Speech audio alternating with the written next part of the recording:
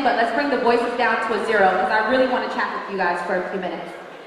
So you know, when I was in high school, I really excelled in high school. I did amazing in sports and academics and in arts. I was actually one of the first students to win the Trident Award back during my sophomore year of high school.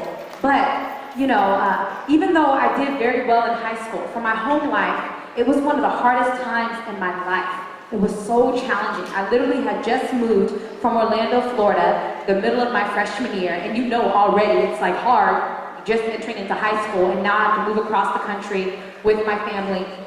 And at that time, you know, when you're younger, your family can shield you, your parents can shield you from things and you don't really know what's happening.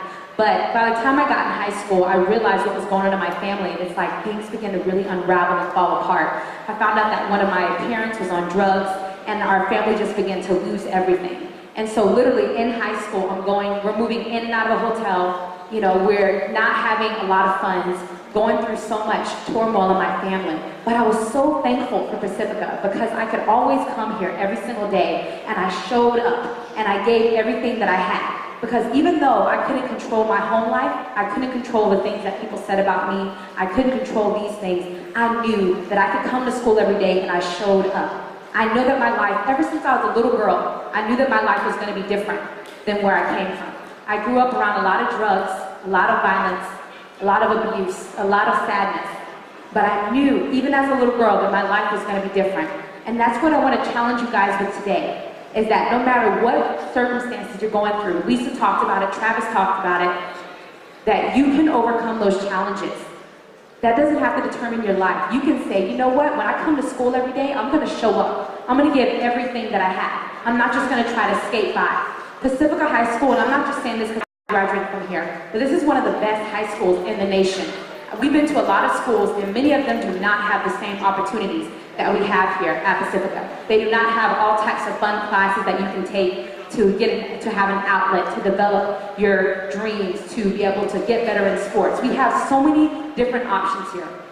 And so take advantage of that. Know that what you've been through doesn't have to determine where you're going. I'm a living testimony of that. And I want to encourage anybody who's going through something. And I also want to know, how many of you guys have ever struggled with being bullied before? Or teased? Who's ever been bullied or teased?